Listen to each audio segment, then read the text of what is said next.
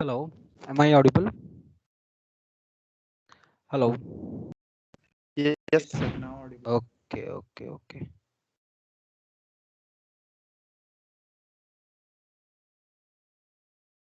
चलिए स्टार्ट करते हैं।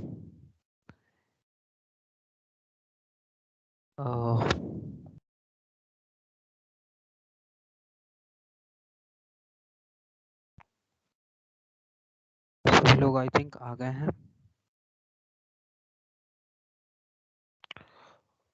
ओके।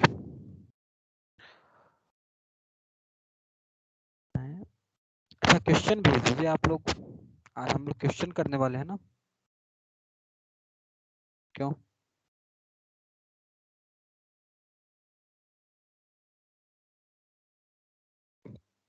आज क्वेश्चन करने वाले हैं। डाउट है कोई?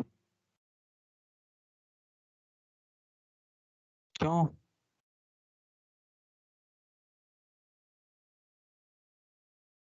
किया है कि नहीं आप लोगों ने क्वेश्चन? बताइए जरा।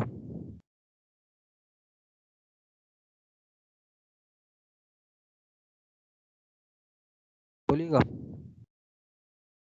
क्वेश्चन किया है भाई आप लोगों ने? हाँ,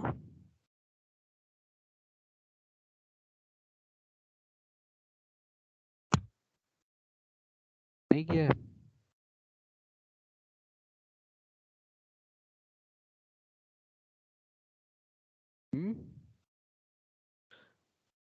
अरबाज, हाँ सर। क्वेश्चन हुए हैं? हाँ सर, थोड़े नरेंद्र अवस्थी से किए थे। थोड़े ही किए थे? कितने कितने किए थे? 25। 25 मीन्स कौन से 25?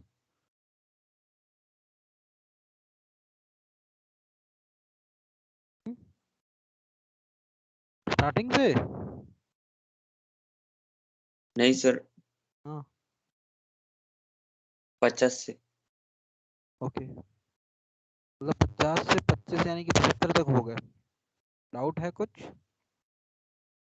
क्यों नहीं है सर। डाउट नहीं है? क्या बात है, वेरी गुड। और कोई भाई? सायली, हाँ सर। डाउट है? No sir. किया है क्वेश्चन? हाँ सर। कहाँ तक? 85 तक। 85 तक? हाँ, 85 तक ही होंगे फिलहाल। 85 से आगे नहीं होंगे। 85 से आगे नहीं होंगे अभी। क्वेश्चन 85 तक ही होंगे। हाँ, और कोई डाउट किसी को भी? कोई डाउट नहीं है? Sayali, no sir. Vaishnavi, no sir. कोई डाउट नहीं है? क्या बात है यार, नहीं। बहुत बढ़िया। और किसी को कोई डाउट? सर आपको क्वेश्चन सेंड किए थे लोग। अच्छा, क्वेश्चन सेंड किया था कहाँ? टेलीग्राम पे ना? नहीं सर, व्हाट्सएप। व्हाट्सएप पे? ओके। एक बार फिर से भेज दोगे क्या यार? एक बार फिर से थोड़ा सा लिख के। लास्ट में क्या है? 771 है ना? हाँ, मिल यस गया। सर। ओके। कहाँ का है ये? सर नरेंद्र नरेंद्र अवस्थी? अवस्थी। नरेंद्र अवस्थी का है तो यहीं से ले लेते हैं। अच्छा, लेवल 2 का है क्या? Yes sir. ओके, देख लेते हैं। क्वेश्चन नंबर 15 एंड 17 है ना? यस। ओके, ले लेते हैं। स्क्रीन पे आप लोगों को बुक दिख रही है क्या?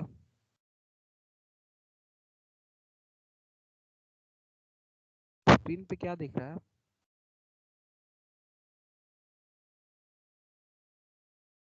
क्यों? हाँ सर, दिख रहा है। बुक दिख रहा था? बुक दिख रहा था या वन नोट दिख रहा था? सर अभी को वन नोट दिख रहा है। और अभी स्क्रीन, अभी बुक दिख रही थी अभी इससे पहले? अभी बुक दिख रही है क्या? Yes sir. बुक दिख रही होगी, हाँ ठीक है। ओके चलिए, okay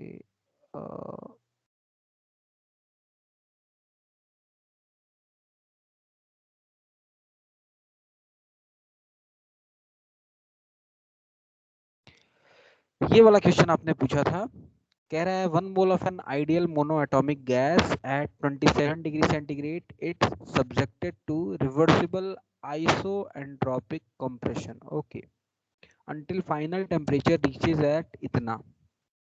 If the initial pressure was 1 atm, then find the value of LNP2. Okay, बताइए भाई क्या होगा? आइसोएंट्रोपिक प्रोसेस है, कुछ मैंने बताया था क्या इसके बारे में? Delta S T two minus delta S T one,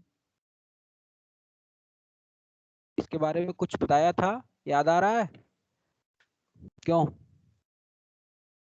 बोलिएगा जरा। एंट्रोपी के लिए बताया था ना मैंने ये बात, दो अलग अलग टेम्परेचर पे एंट्रोपी क्या होगी? क्यों भाई? Yes sir. क्या होती है, फॉर्मूला क्या होता है? Sir delta CP ln T2 upon T1। Delta CP delta CP L N T two by delta CP L N, हाँ डेल्टा, हाँ डेल्टा एस टी टू, हाँ ठीक है, delta S T two minus delta S C one की value जो होती है, बिल्कुल सही कह रहे हैं, delta C P L N T two by T one के बराबर होती है। तो उससे करके देखा, ट्राई किया, डेल्टा एस हाँ टी टू सर। और डेल्टा एस टी वन, कह रहा है आइसोएंट्रोपिक प्रोसेस, मतलब क्या होता है? मतलब क्या है? सर डेल्टा S सिस्टम 0 होगा। बिल्कुल, और 1 mole of an ideal monoatomic gas at 27 degree centigrade is subjected to reversible isoentropic compression until final temperature reaches to इतना, ओके। तो T1 T2 पता है आपको, पूछ क्या रहा है? If the initial pressure was 1 atm, initial pressure कह रहा है 1 atm है, then find the value of LNP2, LNP2 की वैल्यू बतानी है।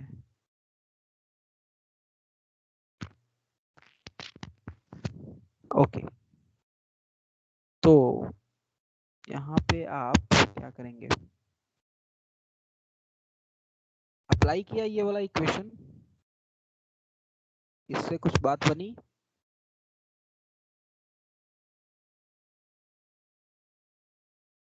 इससे कुछ बात बनेगी नहीं, हाँ।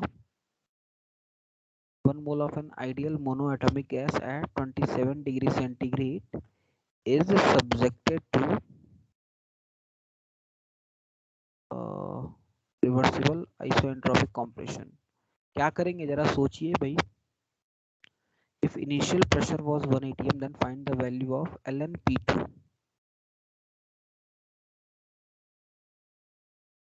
कुछ आइडिया क्या करेंगे? सर आइसोएंट्रोपिक मतलब? आइसोएंट्रोपिक मतलब क्या होता है? Iso mean same, entropic entropy means same होगी ना? एंट्रोपी, सेम प्रोसेस है, सेम एंट्रोपी है, बिल्कुल। तो डेल्टा एस 0 आएगा ना? डेल्टा एस जीरो आ जाएगा, बिल्कुल, डेल्टा एस तो जीरो आ जाना चाहिए, बिल्कुल सही बात है। उसके अलावा उसके बाद क्या करेंगे?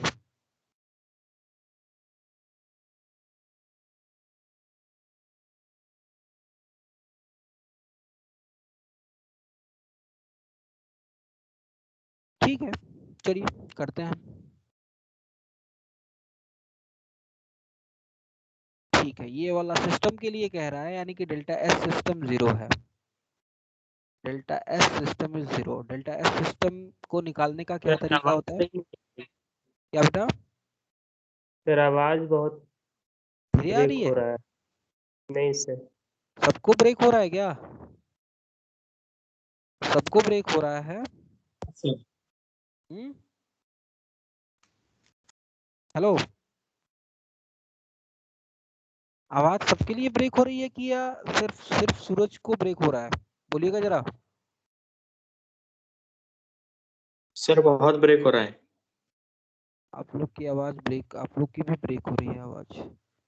आई थिंक नेट थोड़ा सा स्लो चल रहा है यहाँ पे, मुझे ऐसा लग रहा है नेट थोड़ा सा स्लो चल रहा है। सर आपकी आवाज मुझे तो क्लियर आ रही। आपको क्लियर आ रही है? हाँ सर। हाँ, मेरा स्पीड भी काफी अच्छा है, मेरी आवाज ब्रेक नहीं हो रही है, मतलब आप लोगों का नेट गड़बड़ है बेटा, आप लोगों का नेट गड़बड़ है कुछ। So delta S system is zero reversible process है। रिवर्सिबल प्रोसेस के लिए डेल्टा एस सिस्टम क्या होता है? NCP ln T2 by T1, ये वाला फॉर्मूला नहीं लगेगा, plus NR ln P1 by P2, ये होता है ना, और इसकी वैल्यू कह रहा है 0 है। बताइएगा जरा, बोलिएगा, बात समझ में आई? हाँ सर। बस यहाँ से n की वैल्यू 1 है, 1 मोल है। Cp क्या है फॉर कौन सा गैस है? Mono atomic. Mono atomic gas के लिए Cp क्या होता है? 5/2R, क्यों भाई? और इनटू ln T2 की वैल्यू है 327, यानी कि 600/300, प्लस n की वैल्यू 1 है, r को r ही रहने दीजिए, ln P1, P1 कितना है? 1 atm, देन P2 पूछ रहा है, इसकी वैल्यू 0 है। इसको सॉल्व करके निकाल सकते हैं क्या? बोलिएगा जरा, बोलिएगा बेटा, निकाल सकते हैं? हाँ सर, हो जाए।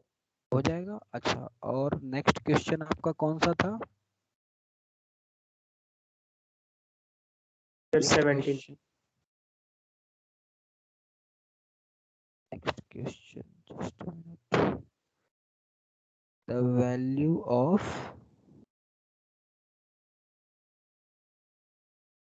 क्या?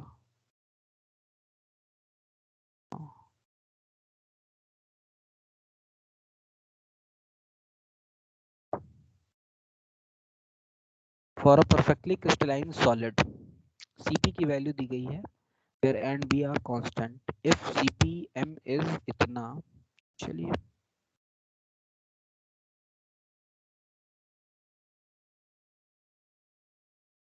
वाले क्वेश्चन हुए हैं कल वाले? सर पिछले थोड़े लेक्चर्स रह गए थे इसलिए ज्यादा नहीं कर पाए। अच्छा, ठीक।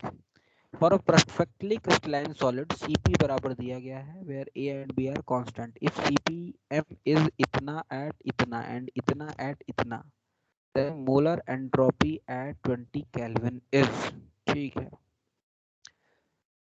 तो क्या फॉर्मूला होता है, कैसे निकालेंगे बताइएगा? कोई बताएगा मुझे क्या करेंगे? बोलिएगा, कोई बताएगा भाई, क्या लगेगा यहाँ पे फॉर्मूला?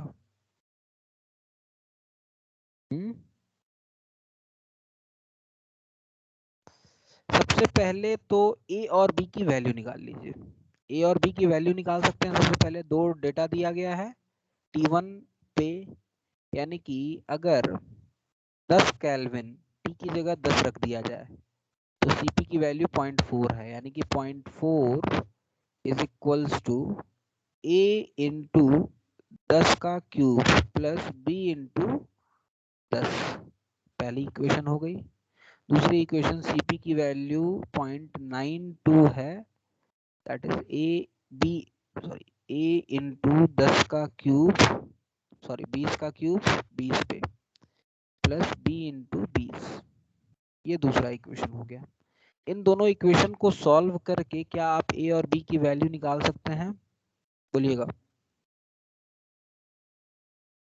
अब याद है एस कैसे निकालते हैं? परफेक्टली क्रिस्टलाइन सॉलिड के लिए आप मींस जो चेंज इन एंट्रोपी होगा वही एस भी हो जाएगा, क्योंकि परफेक्टली क्रिस्टलाइन सॉलिड जीरो पे उसका जीरो होगा। ठीक है, तो एस बराबर इंटीग्रेशन ऑफ, याद कीजिए बताया था, CP D T by T, बताया था, याद आ रहा है? हाँ क्यों सर। भाई? ठीक है, यहाँ पे सीपी को बाहर नहीं निकाल सकते हैं, रीजन ये है कि CP is not constant, CP is a function of temperature, तो सीपी को बाहर नहीं निकाल सकते हैं आप। याद आ रहा है? ये डेल्टा एस आता था, लेकिन डेल्टा एस क्या होगा? S T two minus S T one, और ये कितना है? जीरो है। क्यों? क्योंकि परफेक्टली क्रिस्टलाइन है। जीरो यानी कि जीरो केल्विन, ये जीरो केल्विन पे है। इंटीग्रेशन इसका कहाँ से कहाँ तक करेंगे? जीरो से मोलर एंट्रोपी एट 20 डिग्री पूछ रहा है, 0 से 20 पे, बताइएगा। कर लेंगे? ए और बी की वैल्यू निकालिए और रख दीजिए यहाँ पे। ये आ जाएगा कितना?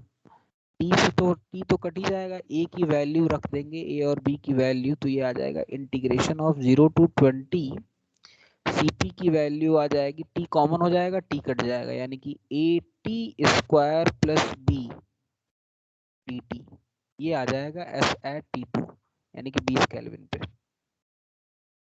बोलिएगा, बताइए जरा।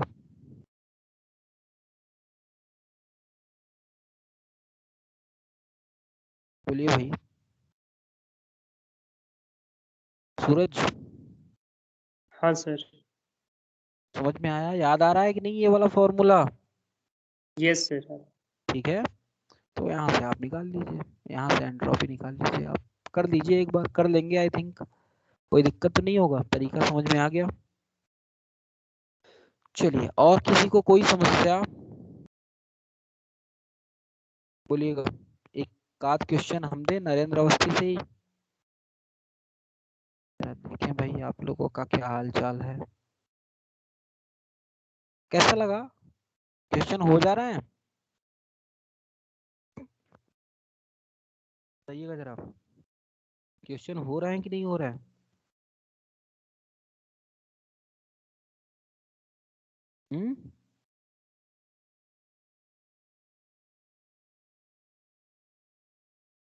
क्वेश्चन नंबर 77 जरा कीजिए तो सभी लोग।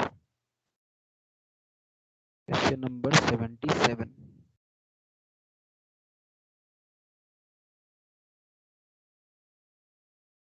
जरा बताइए।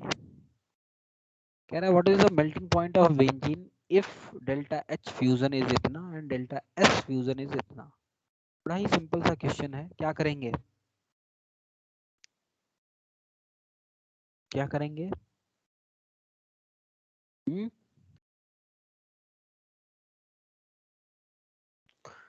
बोलिए भाई, क्या करेंगे? सर किलो जूल को पहले जूल में कन्वर्ट करके फिर हाँ, पहले तो किलो जूल को जूल में कन्वर्ट करेंगे, सही बात है, फॉर्मूला लगा देंगे यार, बड़ा ही सिंपल सी बात है। डेल्टा एस फ्यूजन का जो फॉर्मूला होता है वो होता है delta H fusion divide by T, और यही टी पूछ रहा है, ये दिया गया है, ये दिया गया है, तो टी बराबर क्या आ जाएगा? Delta H fusion divide by delta S fusion. Delta H कितना है? 9.95, तो 9950 जूल हो जाएगा, divide by delta S fusion है 35.7। इसको सॉल्व कर लीजिए, you will get the answer. बोलिएगा, बोलिएगा जरा, समझ में आई बात? आया कि यस नहीं सर। आया? Okay okay okay okay, good good. अच्छा, थर्मोकेमिस्ट्री के प्रॉब्लम्स हो रहे हैं कि नहीं हो रहे हैं?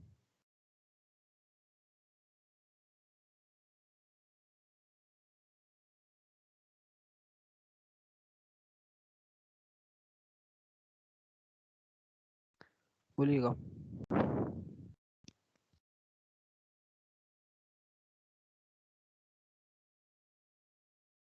बोलिए भाई जरा। हाँ सर।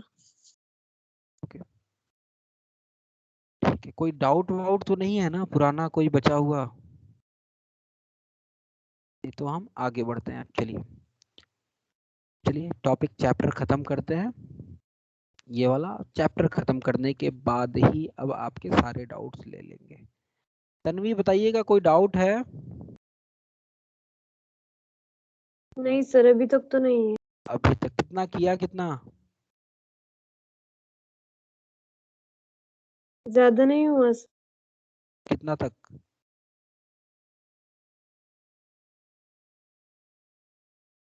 कितना तक हुआ? 60 तक हुआ है सर। 60 तक हुआ है। ओके।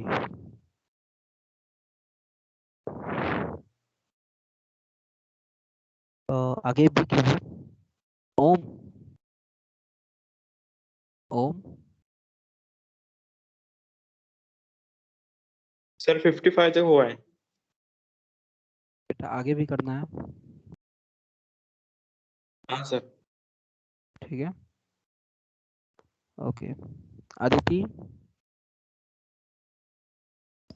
82 तक हुए हैं सर। 82 तक हुआ है, गुड गुड। और उधर थर्मोकेमिस्ट्री का हुआ कि नहीं क्वेश्चन? थोड़े से हुए हैं।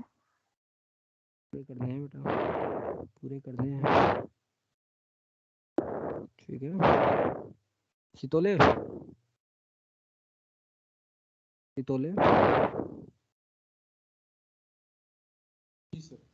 कहाँ तक? 50-60 तक हो गया, पता है मैंने स्लो। और कीजिए बेटा, और कीजिए। डाउट मैं होप कर रहा था कि आप लोगों के आज खूब सारे डाउट्स आएंगे। ऐसा हो ही नहीं सकता कि थर्मोडायनेमिक्स में डाउट ना हो। इसका मतलब कि कहीं ना कहीं कमी है। समझ रहे हैं बेटा? जानवी, जानवी हाँ सर। कहाँ तक हो रहा है बेटा? सर नरेंद्र अवस्थी के 50 तक हुए और सर ओपी टंडन के सारे हो गए।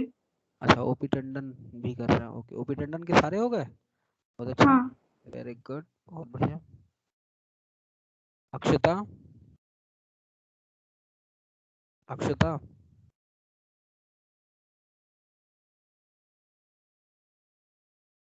अक्षता?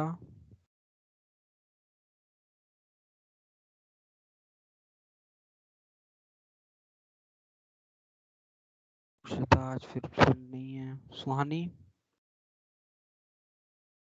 सर 80 तक हुए हैं। 80 तक हुए हैं, गुड बेटा गुड। डाउट वाउट नहीं है क्या सुहानी? नहीं सर। चलिए ठीक है। हर्षद? हाँ सर, 50 तक हुआ था। कहाँ तक? 50। और आगे तक कीजिए। ठीक है, और पूछिए। रेवती? 80 तक हुआ है सर। कहाँ तक? 80। 80 तक हो गया, गुड। 80 तक हुआ है तो अच्छी बात है। डाउट नहीं आए? अच्छा, 80 तक मतलब 80 तक फर्स्ट लॉ और सेकंड लॉ के होंगे। थर्मोकेमिस्ट्री के आगे हैं क्वेश्चन। थर्मोकेमिस्ट्री के क्वेश्चन कहाँ से हैं आपको पता है ना?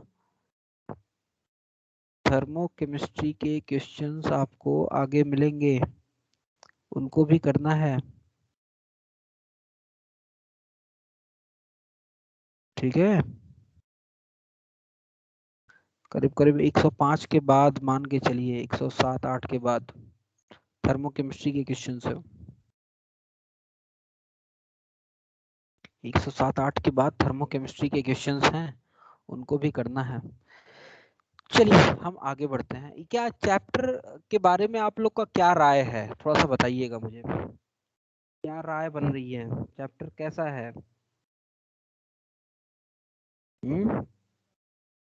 बोलिएगा जरा। चैप्टर के बारे में क्या राय है?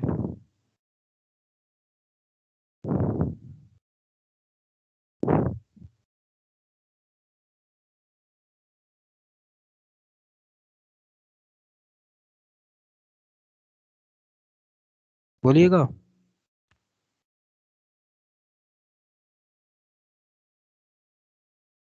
बोलिए भाई, चैप्टर के बारे में क्या राय बन रही है?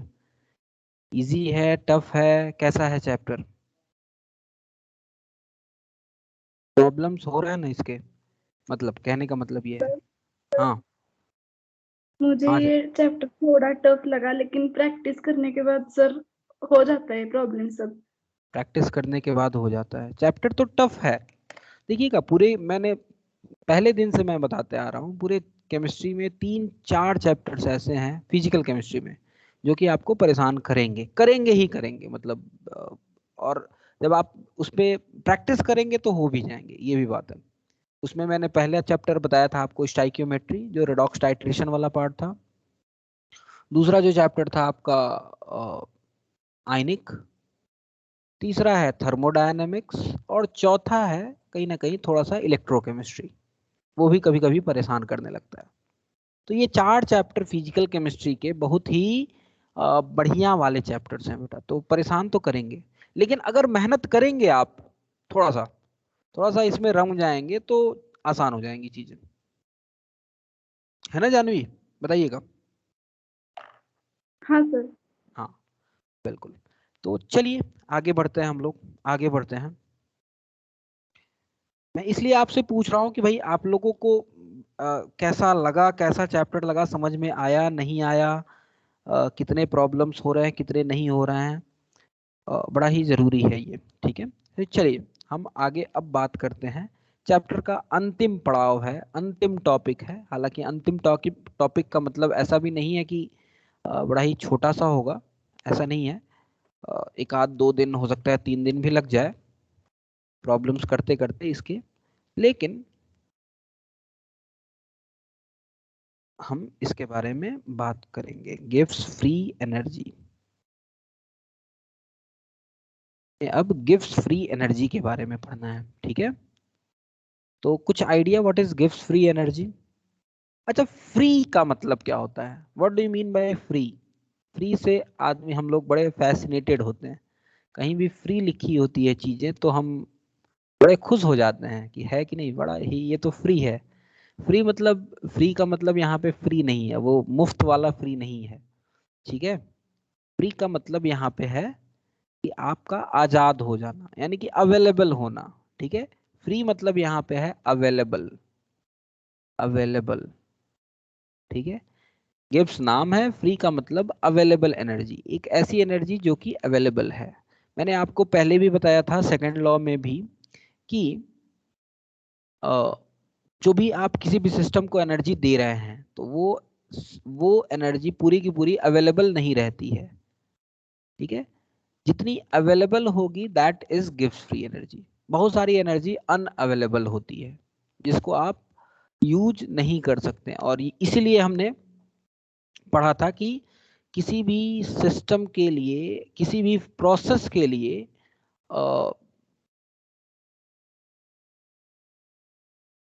ये क्या कहते हैं, ईटा, ईटा मीन्स एफिशिएंसी। एफिशिएंसी कभी भी 100% नहीं हो सकती है, एफिशिएंसी किसी भी प्रोसेस की 100% नहीं हो सकती है। इसका मतलब ये है, एफिशिएंसी के 100% न होने का मतलब ये है कि बहुत सारी एनर्जी अनअवेलेबल रहेगी, आप उसका इस्तेमाल नहीं कर सकते हैं। तो अगर अवेलेबल नहीं है तो जो अवेलेबल है उसके बारे में हम बात कर रहे हैं, that's why it is known as available energy. ठीक है, ओके। ये तो बात हो गई थोड़ी सी गिफ्ट फ्री एनर्जी के बारे में कि फ्री हम क्यों कह रहे हैं। ठीक है, हालांकि गिफ्ट फ्री एनर्जी की शुरुआत जो है वो कहीं दूसरी तरीके से हुई है, सेकंड लॉ से ही हुई है गिफ्ट फ्री एनर्जी की शुरुआत, लेकिन तरीका दूसरा है, दूसरे तरीके से हुई है। कैसे हुई है जरा इसको समझते हैं। ठीक है, तो हमने इससे पहले अभी किसी भी रिएक्शन के स्पॉन्टेनियस होने का क्राइटेरिया देखा था। क्या होता है? Delta S system plus delta S surrounding should be what? Greater than 0 for any spontaneous process, for any spontaneous process delta S system plus delta S surrounding, इसकी वैल्यू 0 से ज्यादा होगी, होगी कि नहीं होगी जरा बताइएगा। इसकी वैल्यू 0 से ज्यादा होगी, होगी, ठीक है, बोलिए जरा। अब अगर आपको किसी भी रिएक्शन के लिए स्पॉन्टेनिटी चेक करनी है कि कोई भी रिएक्शन स्पॉन्टेनियस है कि नहीं है, इसके लिए एक बहुत बड़ी समस्या है हमारे लिए, बहुत बड़ी समस्या है कि सिस्टम की भी एंट्रोपी चेक करनी पड़ेगी और सराउंडिंग की भी एंट्रोपी चेक करनी पड़ेगी। दोनों को ऐड करेंगे, देखेंगे कि क्या एंट्रोपी 0 तो नहीं है। अगर 0 है तो प्रोसेस स्पॉन्टेनियस तो होगा लेकिन इक्विलिब्रियम पे होगा वो, है ना। और अगर ग्रेटर देन 0 है तो वो प्रोसेस स्पॉन्टेनियस होगा। यही तो देखा था ना हमने, बताइएगा। क्या सिर्फ सिस्टम को देख के आप बता सकते हैं, क्या सिर्फ सिस्टम को देख के आप बता सकते हैं कि एंट्रोपी, किसी भी सिस्टम को देख के आप बता सकते हैं कि वो प्रोसेस स्पॉन्टेनियस होगा कि नहीं होगा? नहीं, अभी तक फिलहाल हमारे पास ऐसी कोई टेक्निक नहीं है जिससे सिर्फ सिस्टम को देख के हम बता पाए कि ये प्रोसेस हो जाएगा। हमें सिस्टम को भी देखना पड़ेगा, सराउंडिंग को भी देखना पड़ेगा, एटलीस्ट फॉर नाउ। अभी तक हमारे पास जो कंडीशन है वो ये कहती है कि आपको देखना है कि कोई प्रोसेस होगा कि नहीं होगा, तो आप सिस्टम को भी चेक कीजिए, सराउंडिंग को भी चेक कीजिए। अगर दोनों को चेक कर लिया आपने, दोनों की एंट्रोपी निकाल ली और दोनों का सम ग्रेटर देन 0 आता है, तो आप कह सकते हैं कि हाँ प्रोसेस स्पॉन्टेनियस होगा। Otherwise process would not be a spontaneous process, है कि नहीं जरा बताइएगा। क्लियर है? लेकिन इसमें अब ये एक समस्या है कि सिस्टम को भी चेक करना और सराउंडिंग को भी चेक करना, और इसके लिए एक हमें कह दीजिए वरदान मिल गया।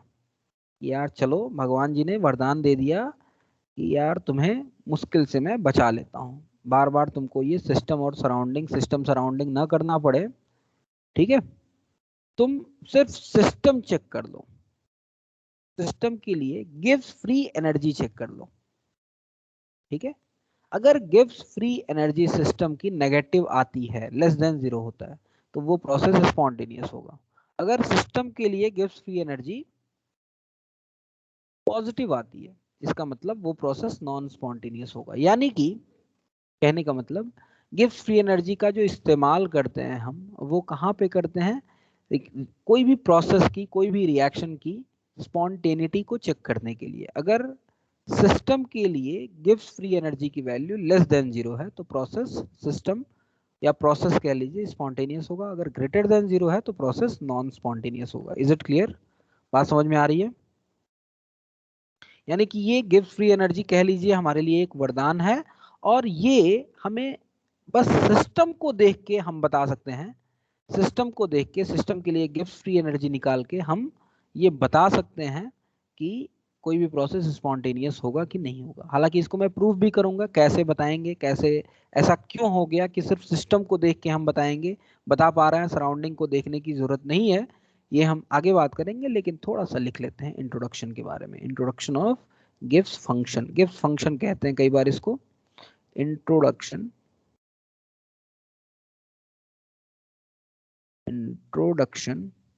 Of Gibbs function. Gibbs function के बारे में जरा समझते हैं भाई, क्या है गिब्स फंक्शन। तो if enthalpy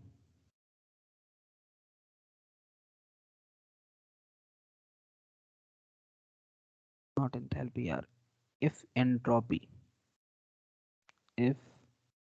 entropy is taken as sole criteria for spontaneity of a process,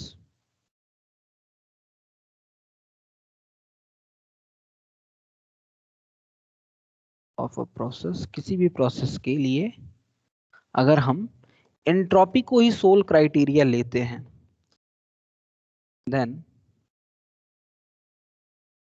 every time we have to check क्या entropy of system and surrounding. ठीक है, ठीक है.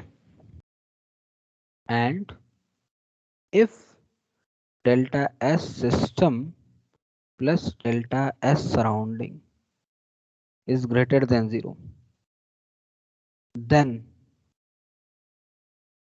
process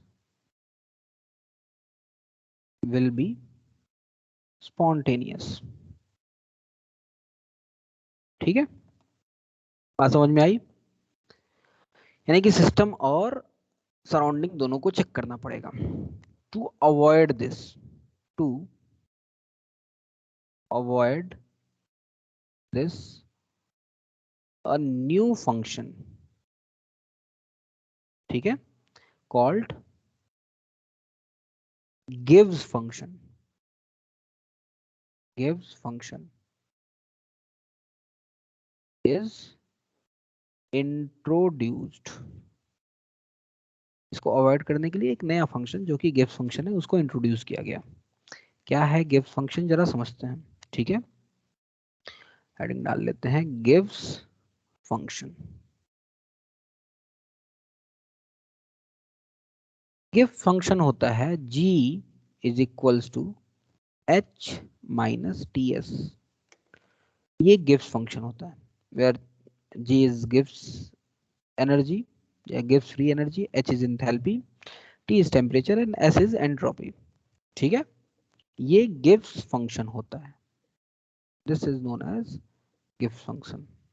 अब कैसे ये गिव्स फंक्शन हमें सिर्फ सिस्टम के लिए ही चेक कर ले तो स्पॉन्टेनिटी के बारे में कैसे बता पाता है, इसके बारे में हम जस्ट अभी बात करने वाले हैं. मैं आपको समझाऊंगा. ठीक है, इसके बारे में अभी मैं आपको समझाऊंगा कि क्या है कंडीशन. ठीक है, कंडीशन क्या है स्पॉन्टेनिटी की, कैसे हम गिव्स फ्री एनर्जी के बारे में बता पाते हैं. लेकिन यहाँ से एक चीज तो हमें ये पता हो जाना चाहिए, h आपका क्या है, स्टेट फंक्शन है, t भी स्टेट फंक्शन है, s भी स्टेट फंक्शन है, सब कुछ स्टेट फंक्शन है, इसलिए डेल्टा g भी स्टेट फंक्शन होगा. सब एक्सटेंसिव प्रॉपर्टी है तो g भी एक एक्सटेंसिव प्रॉपर्टी होगी. तो यहाँ से हमें ये समझ में आ रहा है g is a state function, g is a state function and extensive property. g जो होती है एक स्टेट फंक्शन होता है और एक स्टेट एक्सटेंसिव प्रॉपर्टी होती है. और यहाँ से डेल्टा g जो लिखते हैं that would be g final minus g initial. बताइएगा, समझ में आई बात? यहाँ तक कोई समस्या? चलिए आगे बढ़ते हैं और हम देखते हैं कंडीशन क्या है स्पॉन्टेनिटी की. तो हेडिंग डाल लेते हैं कंडीशन फॉर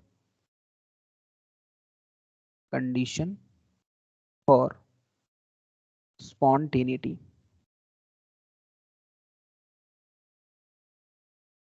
कैसे हम सिर्फ g से ही बता पाते हैं, कैसे सिर्फ g का इस्तेमाल करके गिव्स फ्री एनर्जी के बारे में जान के हम कैसे बता पाते हैं कि कोई भी प्रोसेस स्पॉन्टेनियस होगा या नॉन स्पॉन्टेनियस होगा. तो g बराबर h माइनस ts होता है और यहाँ से dg किसके बराबर होगा, dh माइनस, अगर t भी वेरिएबल हो s भी वेरिएबल हो तो डिफरेंशिएट कर रहे हैं तो t को भी डिफरेंशिएट, एक बार t को डिफरेंशिएट करेंगे एक बार s को डिफरेंशिएट करेंगे. So minus T D S minus S D T ये होता है. और एट कांस्टेंट टेम्परेचर, अगर एट कांस्टेंट टेम्परेचर, टेम्परेचर को कांस्टेंट रखें इसका मतलब डी टी बराबर 0 and if D T is 0 तो इसको 0 कर दीजिए, इसको 0 कर दीजिए. In that situation D G किसके बराबर हो जाएगा, D H minus T D S. तो याद रखिएगा ये जो इक्वेशन जब भी हम बात करेंगे, जब भी ये लिखेंगे एट कांस्टेंट टेम्परेचर के पे कहेंगे हम एट कांस्टेंट टेम्परेचर. जब भी इस इक्वेशन की बात होगी हमेशा कांस्टेंट टेम्परेचर पे होगी। कांस्टेंट टेम्परेचर पे dg जो होता है dh माइनस TdS के बराबर होता है, ठीक है, एट पर्टिकुलर टेम्परेचर, ठीक है। अब जरा समझते हैं कि किसी भी प्रोसेस को अगर हम कह रहे हैं स्पॉन्टेनियस तो उसका क्या मतलब है। For a process to be spontaneous, for a process to be spontaneous, ठीक है, आपने अभी पढ़ा है एंट्रोपी में कि डेल्टा एस टोटल की वैल्यू ग्रेटर देन 0 होनी चाहिए। सिंपल सा मतलब ये है इसका कि डेल्टा एस सिस्टम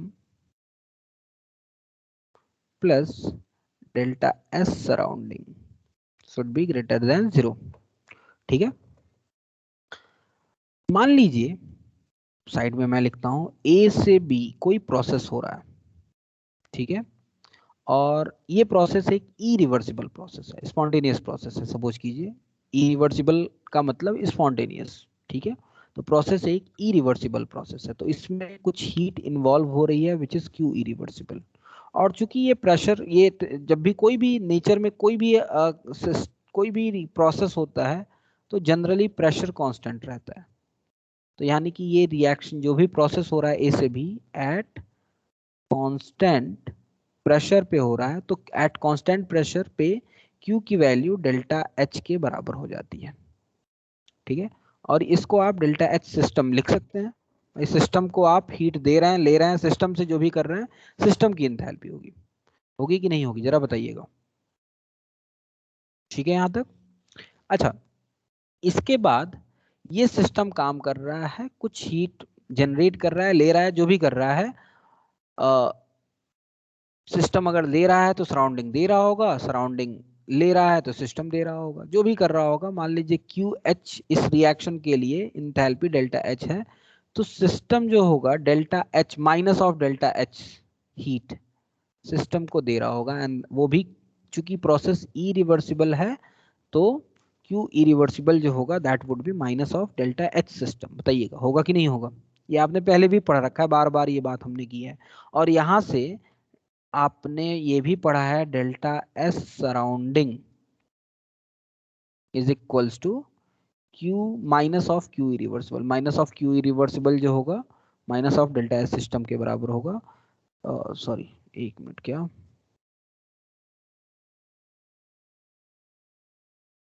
ठीक है, minus of Q irreversible divide by T होता है सराउंडिंग के लिए। अच्छा, minus of Q irreversible by T होता है, Q इरिवर्सिबल की जगह delta minus of delta H system upon T लिख सकते हैं, डेल्टा S सराउंडिंग की जगह लिख सकते हैं क्या, जरा बताइएगा, जरा बता दीजिए। ये बात कर सकते हैं आप, लिख सकते हैं। तो चलिए इसी चीज को यहाँ पे पुट कर देते हैं हम। तो यहाँ से क्या मिल जाएगा, delta S system plus delta S surrounding की जगह मैंने रख दिया minus of delta H system divide by T, and that should be greater than 0, है कि नहीं। अच्छा, यहां से आप थोड़ा सा सॉल्व करेंगे, सो T delta S plus not plus minus T delta S minus delta H, ये भी सिस्टम का है, ये भी सिस्टम का है, शुड बी ग्रेटर देन 0, होगा कि नहीं होगा। डिवाइड बाई T करेंगे, T मल्टीप्लाई करेंगे, उधर चला जाएगा, ठीक है, ओके। यानी कि इसको उल्टा कर दीजिए तो साइन भी उल्टा हो जाएगा, यानी कि delta H minus T delta S ये भी सिस्टम का है, and this is again system should be less than 0 for a process to be spontaneous. अब देखिएगा यहाँ पे H और S दोनों सिस्टम के लिए हैं, और इसको मैंने अभी डिफाइन किया डेल्टा G सिस्टम, यानी कि delta G system should be less than 0। तो आप समझ रहे हैं कि नहीं, यानी कि यहां से ये एक फंक्शन आ गया H माइनस TS, ये एक फंक्शन आ रहा है, और ये फंक्शन सिर्फ किसके लिए एप्लीकेबल है, सिस्टम के लिए। यानी कि सिर्फ सिस्टम को देख के अब हम बता सकते हैं कि प्रोसेस स्पॉन्टेनियस होगा कि नॉन स्पॉन्टेनियस होगा। ये एक बड़ी मजेदार बात है। अच्छा, दूसरी बात, जब हमने इस प्रोसेस को डिराइव किया था तो मैंने जो ये इक्वेशन लिखी थी, ये तो आप देखिएगा, कांस्टेंट प्रेशर पे बात की थी, कांस्टेंट प्रेशर पे। और जब इक्वेशन ये डिराइव किया था dg equals to delta H minus T delta S या D H minus T D S, तो उस समय टेम्परेचर कांस्टेंट था, यानी कि ये जो delta G system should be less than 0। ये बड़ी इंपॉर्टेंट बात बोलने जा रहा हूँ, बहुत ही इंपॉर्टेंट बात बोल रहा हूँ। ये तभी डिफाइन है, तभी ये वैलिड है जब टेम्परेचर और प्रेशर क्या हो, कांस्टेंट हो, यानी कि eight constant temperature and pressure. अगर प्रेशर और टेम्परेचर कांस्टेंट है तभी, अगर delta G system less than 0 है तो आप कहेंगे प्रोसेस स्पॉन्टेनियस होगा। तो ये देखिएगा, मतलब हम कहाँ से चले थे और कहाँ पे पहुंच गए। हम चले थे delta S total should be greater than 0 होना चाहिए, हम यहाँ से चले थे, यहाँ से चले थे, और टोटल में सिस्टम भी आता है, सराउंडिंग भी आता है, यानी कि सिस्टम प्लस सराउंडिंग। अल्टीमेटली हमने एक ऐसा इक्वेशन डिराइव कर दिया जिसमें सिर्फ और सिर्फ सिस्टम आता है, सिर्फ और सिर्फ सिस्टम आता है। इसका क्या मतलब है कि अब ये वाला जो चीज है ये सिर्फ सिस्टम के लिए है, और इसी को हमने क्या कह दिया बाद में, डेल्टा एच। यानी कि कहने का मतलब ये है कि अगर डेल्टा एच अगर हम निकाल लें किसी भी सिस्टम का, किसी भी सिस्टम के लिए, सॉरी इसको डेल्टा जी कहा हमने, तो किसी भी सिस्टम के लिए अगर डेल्टा जी निकाल लें, ओके, और ये देख लें कि उसकी वैल्यू पॉजिटिव आ रही है या नेगेटिव आ रही है, तो हम बता सकते हैं कि प्रोसेस स्पॉन्टेनियस होगा या नॉन स्पॉन्टेनियस होगा। बात समझ में आ रही है? बोलिएगा। ठीक है, आगे बढ़े, समझ में आया कि नहीं? तो ये बड़ा ही कमाल का फंक्शन है भाई ये तो जी। इससे पहले तक स्पॉन्टेनिटी का क्राइटेरिया क्या था हमारा? स्पॉन्टेनिटी का क्राइटेरिया ये था कि delta S total should be greater than 0। लेकिन अब, और उस क्राइटेरिया में समस्या क्या थी? समस्या ये थी कि सिस्टम और सराउंडिंग दोनों के लिए हमें निकालना पड़ता था। अब हमने एक ऐसा फंक्शन की खोज कर दी, इजाद कर दी, एक ऐसे फंक्शन की इजाद की जहां पे हमें सिर्फ और सिर्फ सिस्टम को देखना पड़ेगा। ये बड़ा ही मजेदार सी बात है, ये बहुत ही मजेदार बात है। यानी कि अब हमें सराउंडिंग को नहीं देखना पड़ेगा, और इसलिए जैसे कई बार क्वेश्चन मान लीजिए पूछ दिया गया, या किसी ने पूछा कि यार ये बताओ, हमारे पास इंथैल्पी थी, मान लीजिए सबसे पहले तो हमने एंट्रोपी डिफाइन की थी, उसके बाद फिर मैंने कहा अच्छा चलो यार एक नया फंक्शन और एनर्जी का दे देते हैं, that is enthalpy delta H. Delta H के बाद हमें क्या ऐसी जरूरत पड़ गई, एक नया फंक्शन देना पड़ा। एनर्जी ही है, डेल्टा जी भी आल्सो इज एनर्जी, उसकी भी एनर्जी, उसकी भी यूनिट जूल पर मोल होगी। डेल्टा जी इज एनर्जी, लेकिन एक नए फंक्शन की जरूरत क्यों पड़ी हमें? क्या हमारा उन दो एनर्जी से काम नहीं चल रहा था? काम तो चल रहा था हमारा, लेकिन हमें समस्याएं आ रही थी। समस्याएं, सेकंड लॉ जब आया तो हमें समस्या ये आने लगी कि भाई हम क्राइटेरिया, अगर स्पॉन्टेनिटी की क्राइटेरिया की बात करें तो समस्या ये थी कि सिस्टम की भी बात करनी थी और सराउंडिंग की भी बात करनी थी, है कि नहीं? तो अगर हम एक ऐसा फंक्शन डिराइव कर लें जिसके लिए सिर्फ सिस्टम को हमें देखना पड़े, तो that is very much important. ठीक है, और यही है गिब्स फ्री एनर्जी की उत्पत्ति का कारण। उत्पत्ति शायद समझते हो, हिंदी बोल रहा हूं मैं, बहुत ही शुद्ध वर्ड है। ठीक है, तो ये है डेल्टा जी का origin, why we need delta G. कई बार ये डाउट हमेशा मन में आता है, यार हमारे पास तो ऑलरेडी डेल्टा यू था, डेल्टा एच था, क्यों अपनी माथापच्ची करने जाएं भाई, हम क्यों परेशान हो, एक अलग एनर्जी दें, एक अलग एनर्जी की जरूरत क्या है हमें? तो अलग एनर्जी की जरूरत ये है। ये विचार बार बार आता है, मन में आता है।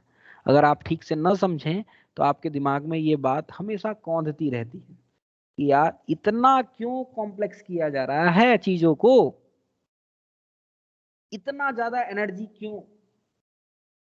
हमारा डेल्टा यू से काम चल रहा था, डेल्टा एच से काम चल रहा था, एक नया फंक्शन तो वैसे ही सेकंड लॉ में ने एंट्रोपी को दे दिया। अब एक चौथे एनर्जी की जरूरत क्यों पड़ी, एक गिब्स फंक्शन की जरूरत क्यों पड़ी?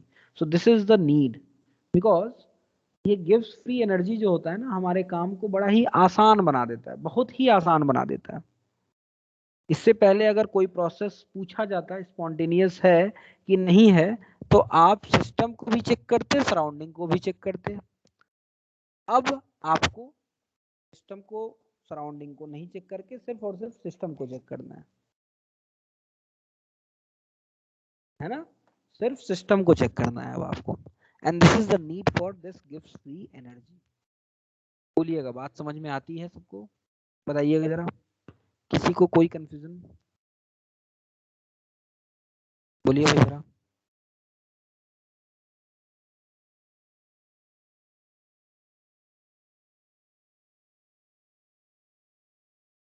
बोलिए जरा। ठीक है,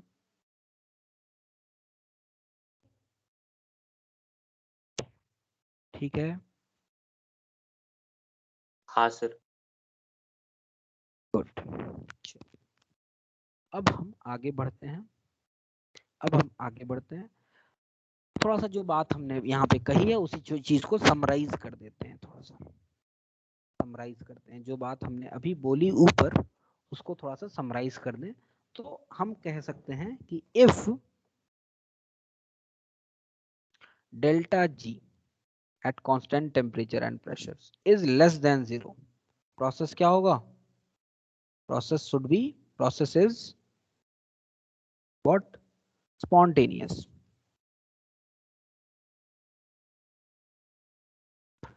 If delta G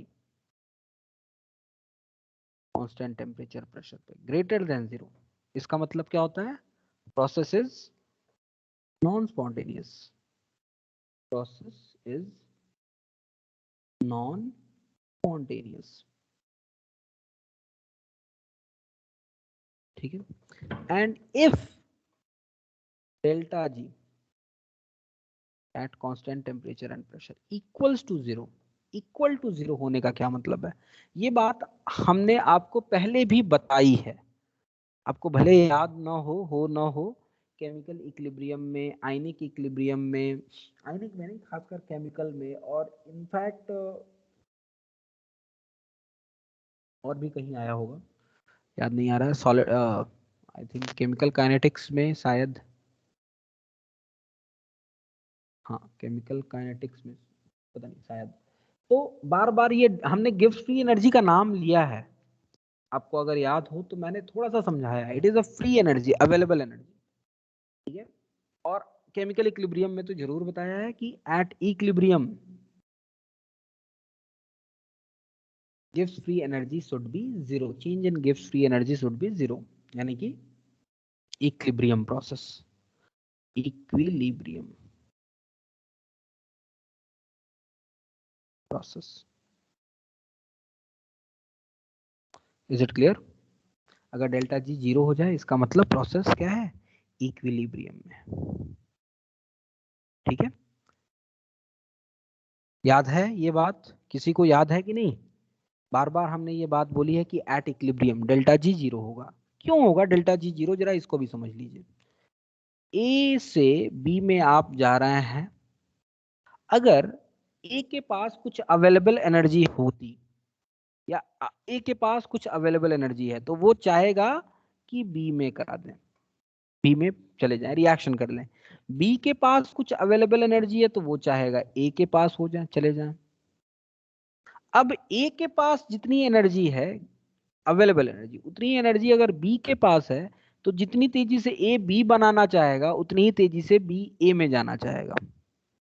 और अगर ऐसा है, जितनी तेजी से ए से बी बन रहा है, rate of formation of B rate of formation of A के इक्वल हो गया, it means that the process is reversible, yeah, and equilibrium has been achieved. इसका मतलब इक्विलिब्रियम पे इसका जो गिब्स फ्री एनर्जी है और इसकी गिब्स फ्री एनर्जी इक्वल हो गई है. At equilibrium Gibbs free energy of reactant is equals to Gibbs free energy of product. और डेल्टा जी रिएक्शन की बात करें which is Gibbs free energy of product minus गिव्स free energy of reactant. Equilibrium पे वो zero हो जाएगी क्योंकि इक्वल हो गया है. समझ में आ रही है बात? आ रही है कि नहीं? यानी कि गिव्स फ्री एनर्जी इक्विलिब्रियम पे जीरो हो जाता है. बोलिए हाँ या ना?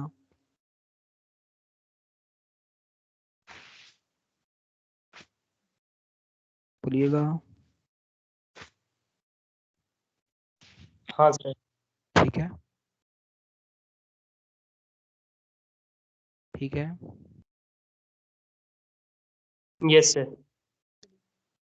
आगे बढ़ते हैं, आगे सर बढ़ते हैं थोड़ा. हाँ सर जब डेल्टा जी ग्रेटर देन 0 होगा ना, हाँ तब वो प्रोसेस सिर्फ बैकवर्ड डायरेक्शन में होगा ना, फॉरवर्ड नहीं होगा ना? बिल्कुल बिल्कुल बिल्कुल बिल्कुल सही बात है. यानी कि अगर फॉरवर्ड डायरेक्शन का अगर डेल्टा जी पॉजिटिव है तो बैकवर्ड डायरेक्शन का डेल्टा जी नेगेटिव होगा, है कि नहीं? यानी कि वो प्रोसेस फॉरवर्ड डायरेक्शन में नहीं होगा, रेदर वो बैकवर्ड डायरेक्शन में होगा. यानी कि फॉरवर्ड डायरेक्शन में वो प्रोसेस नॉन स्पॉन्टेनियस होगा.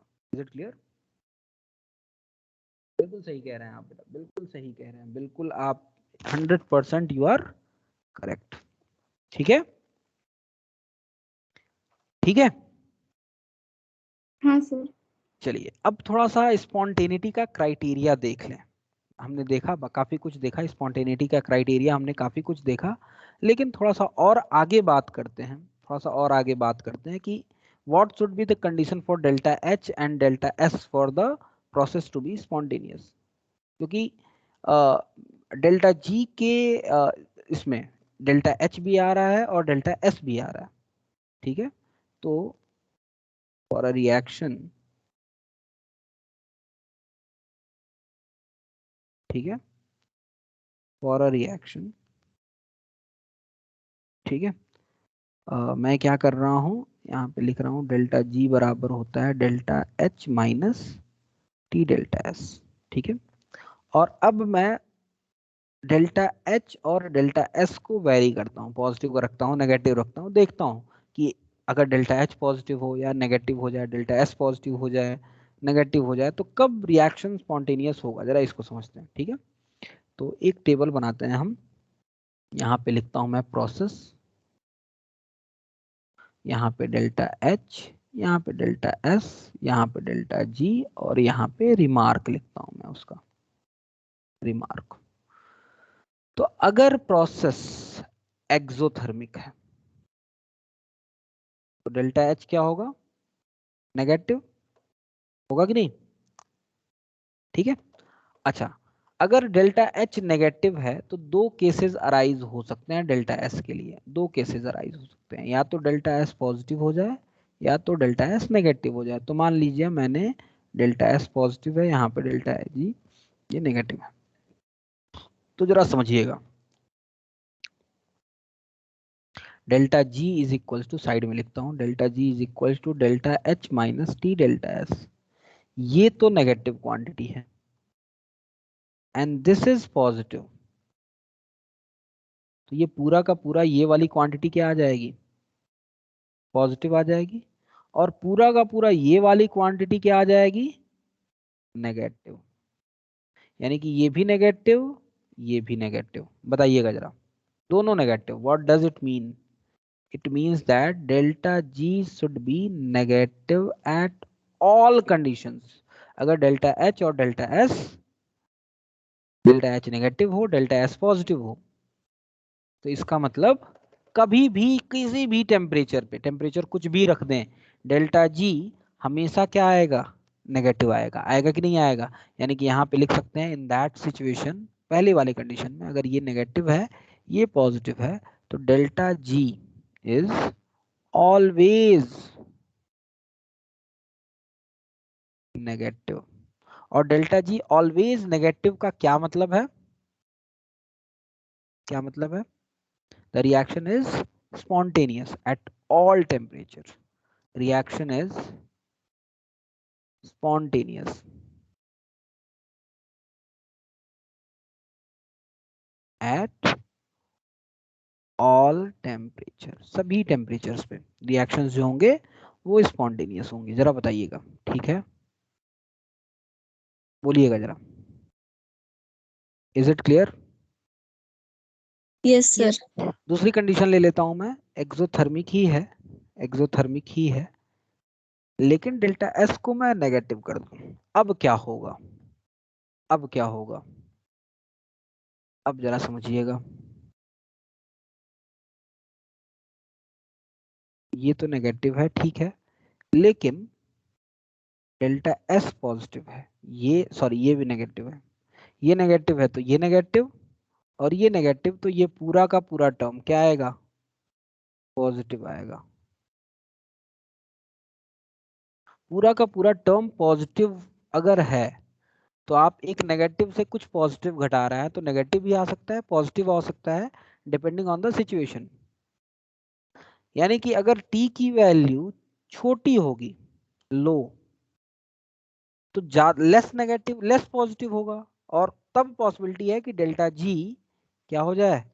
नेगेटिव हो जाए. बताइएगा जरा, समझ में आ रही है बात? क्या कहना चाहता हूं मैं? बोलिएगा जरा, मैं क्या कहना चाहता हूं जरा फिर से समझिएगा. सिंपल सी, बहुत ही सिंपल सी गणित है, कोई तामझाम नहीं है इसमें, बहुत ही सिंपल सी गणित है. ये तो नेगेटिव है, लेकिन ये पूरा जो टर्म है, क्योंकि ये नेगेटिव है इसलिए ये पूरा का पूरा टर्म पॉजिटिव है. और आप चाहते हैं रिएक्शन को स्पॉन्टेनियस हो जाना. रिएक्शन स्पॉन्टेनियस कब होगा? जब डेल्टा जी नेगेटिव होगा. डेल्टा जी कब नेगेटिव होगा? जब ये वाला टर्म डोमिनेंट हो, ये वाला टर्म डोमिनेंट ना हो. ये वाला टर्म डोमिनेंट कब नहीं होगा? जब टेम्परेचर छोटा सा होगा. यानी कि reaction should be spontaneous at low temperature. ठीक है, delta G is negative at low temperature. Low temperature पे डेल्टा जी की वैल्यू नेगेटिव होगी. यानी कि reaction is spontaneous at low temperature. Reaction is spontaneous at low temperature. Low temperature पे reaction spontaneous होगा, high temperature पे reaction क्या होगा? नॉन स्पॉन्टेनियस होगा. और ये रिएक्शन अगर स्पॉन्टेनियस है तो किसकी वजह से है? जरा बताइएगा. H की वजह से है कि S की वजह से है? H नेगेटिव है तो H की वजह से है कि नहीं? H नेगेटिव है तो वो रिएक्शन को करा रहा है ना, S नहीं करा रहा है. S तो रिएक्शन को रोकना चाहता है, X तो कह रहा है भाई ये रिएक्शन ना हो, H कह रहा नहीं रिएक्शन होना चाहिए. तो इस तरह के रिएक्शन जब होते हैं तो इस रिएक्शन को हम कहते हैं enthalpy driven. Enthalpy driven reaction. बात समझ में आई? बताइएगा. ठीक है, बोलिए, समझ में आया? आ रहा है कि नहीं भाई? शांत क्यों हो गए?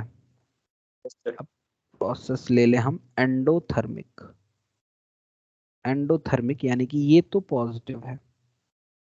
अब ये दो कंडीशंस हो सकती हैं, या तो डेल्टा एस पॉजिटिव हो जाए या तो डेल्टा एस नेगेटिव हो जाए.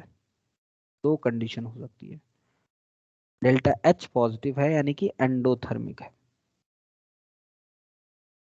ठीक है, तो क्या होगा? जरा दोनों पॉजिटिव हो तो होंगे तो क्या होगा जरा देखिए तो.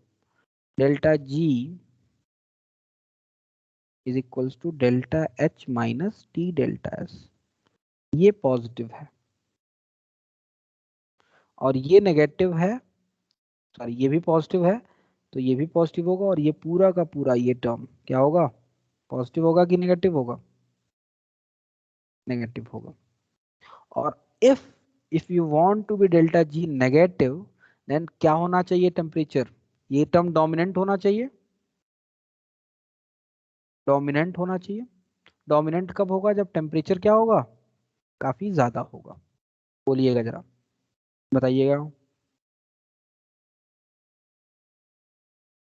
ठीक है, यानी कि नेगेटिव तो हो सकता है, लेकिन at high temperature.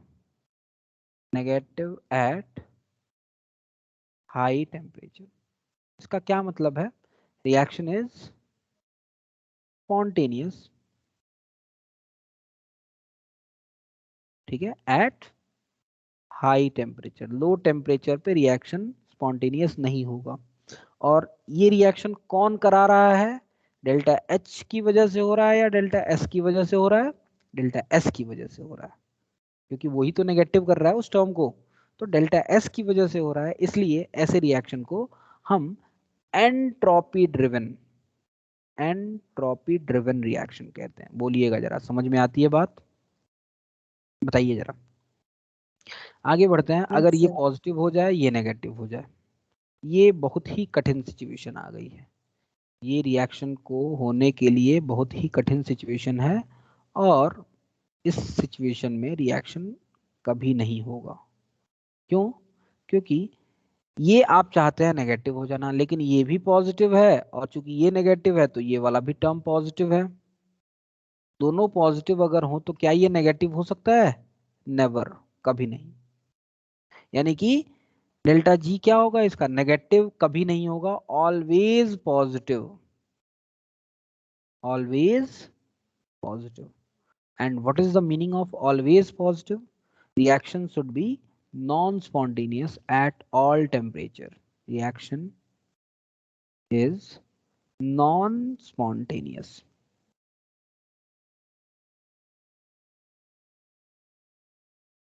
at all temperature. बोलिएगा, बात समझ में आई कि नहीं आई? बोलिए भाई, आया कि नहीं आया सबको? नहीं बोलेंगे भाई आप लोग। मान लेता हूं, अजम्पशन एक ले लेता हूं मैं कि आपको समझ में आ गया हो। अजम्पशन एक ले लेता हूं, और इसी अजम्पशन के बेसिस पे अगला क्वेश्चन भी दे देता हूं। चलिए भाई, अगला क्वेश्चन कीजिएगा। आई होप समझ में आ गया हो सब कुछ, कोई दिक्कत ना हो। Molar entropy of x2, y2 and xy3 are 60, 40 and 50 joule per Kelvin per mole respectively for the reaction x2 half x2 plus 3 by 2 y2 give xy3, और इसका डेल्टा एच दिया गया है -30 किलो जूल पर मोल। ठीक है, कह रहा है reaction will be spontaneous at, reaction will be spontaneous at, 4 options भी हैं, दे देता हूं। 750 केल्विन,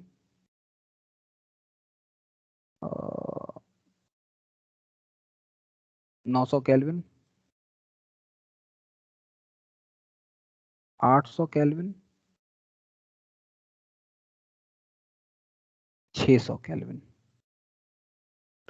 जरा बताइएगा, जरा सॉल्व कीजिए और बताइए। 2 मिनट का समय देता हूं आपको, जरा कीजिए और बताइए मुझे।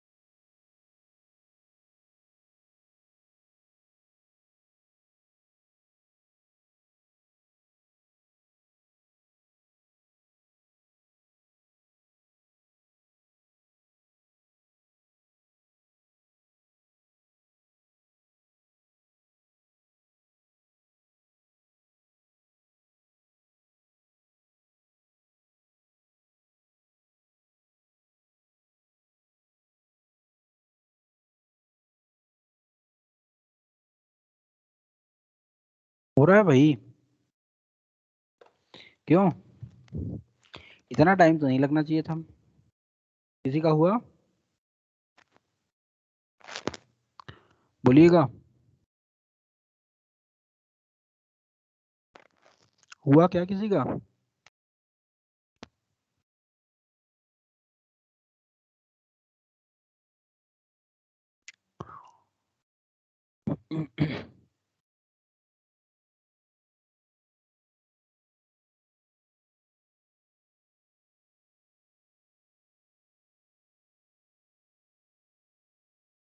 बोलिए भाई जरा।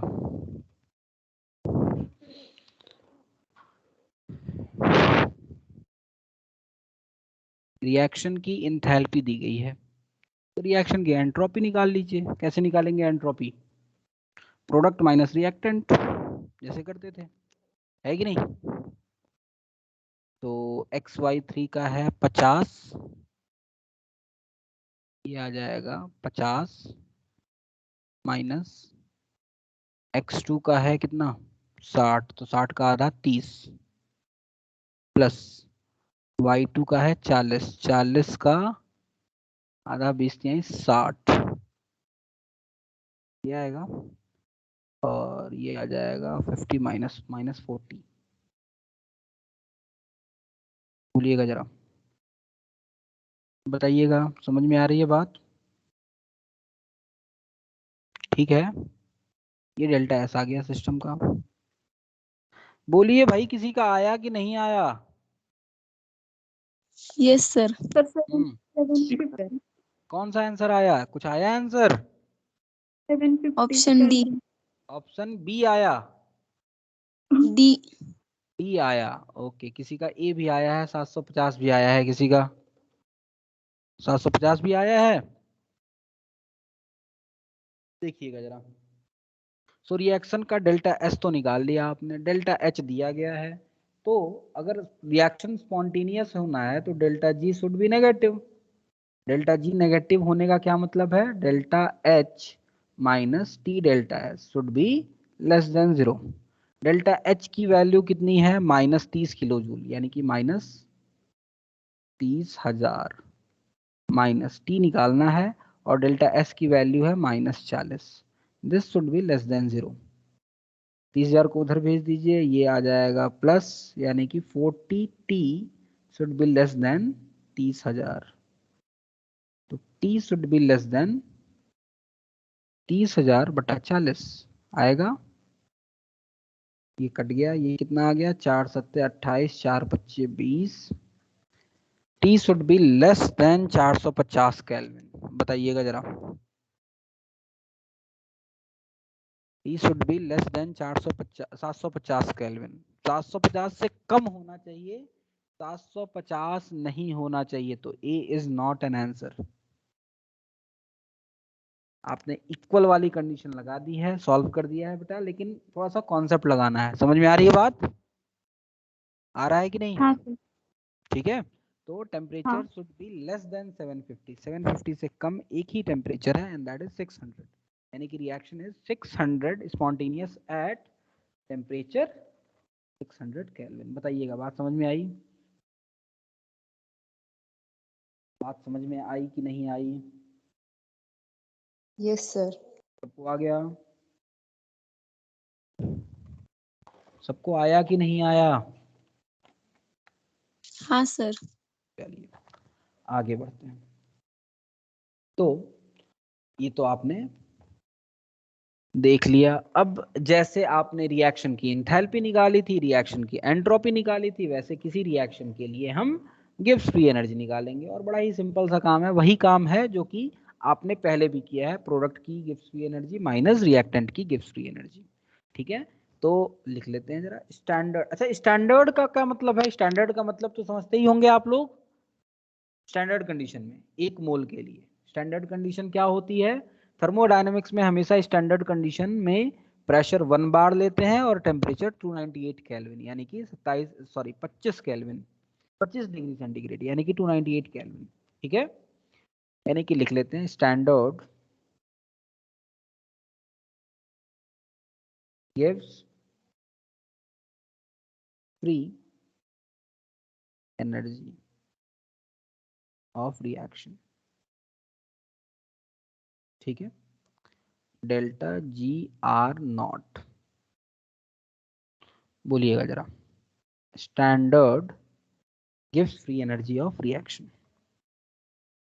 ठीक है, तो स्टैंडर्ड में हमेशा याद रखिएगा नॉट लगाते हैं, यानी कि अगर मैं डेल्टा जी आर लिखूं तो डेल्टा जी आर जो होगा that is gives free energy, gives free energy.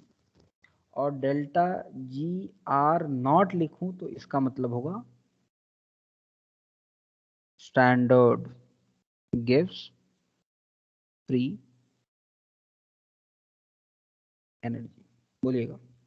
और किसी भी रिएक्शन के लिए मान लीजिए रिएक्शन दिया गया है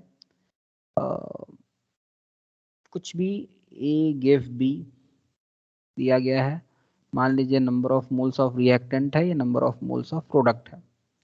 ठीक है, तो इसके लिए डेल्टा जी आर नॉट जो होता है वो किसके बराबर होगा? Delta G R naught summation of number of moles of product into delta G R naught of product minus summation of number of moles of reactant into delta G R naught of reactant। बताइएगा, बात समझ में आई?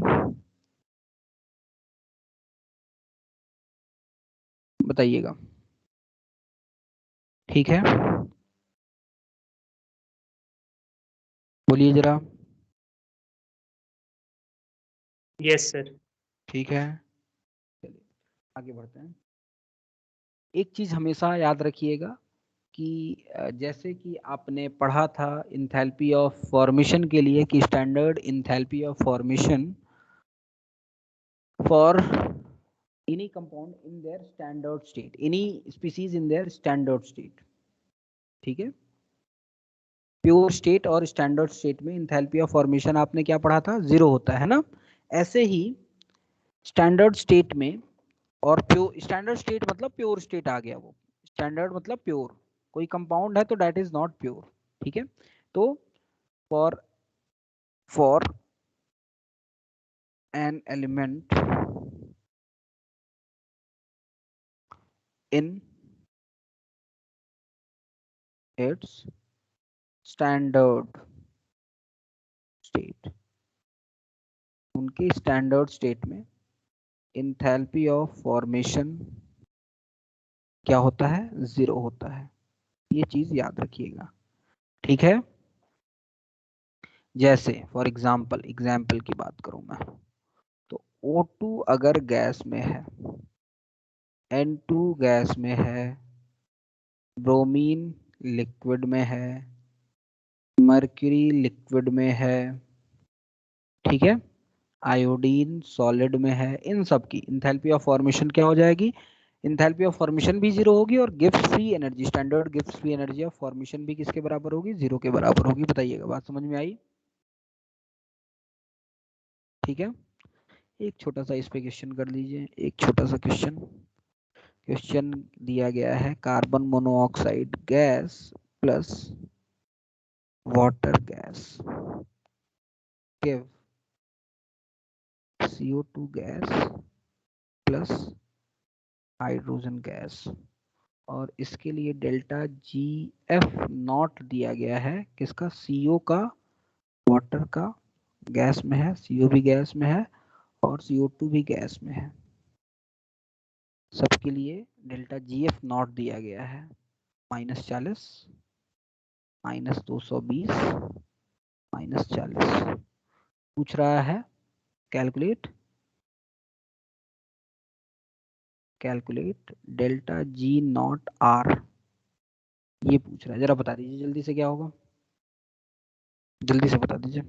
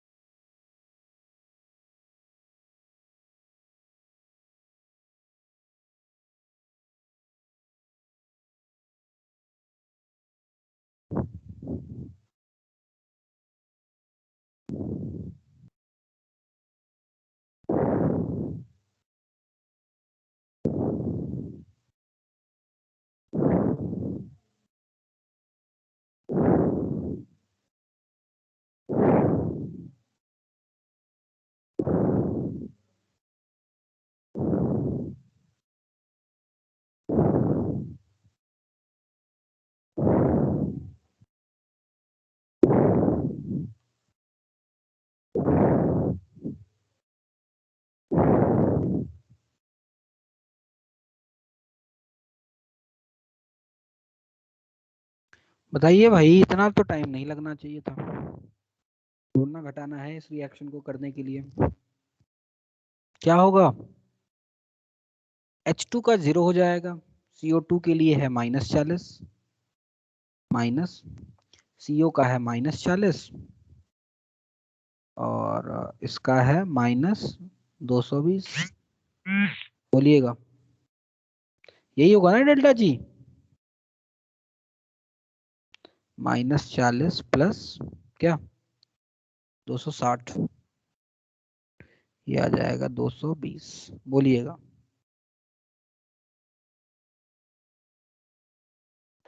बोलिए भाई जरा, समझ में आया? इतना टफ क्वेश्चन तो नहीं था कि इसमें इतना टाइम लगाया जाए। आप लोग कुछ नहीं बोलते हैं यार, बहुत बड़ी समस्या है आप लोगों की, दुखी कर देते हैं आप लोग। जरा बोलिए, कुछ समझ में आया नहीं आया, हाँ ना, बहुत बड़ी बात मैंने नहीं कर दी है, बोलिएगा। अभी भी नहीं बोलेंगे, क्या बात है।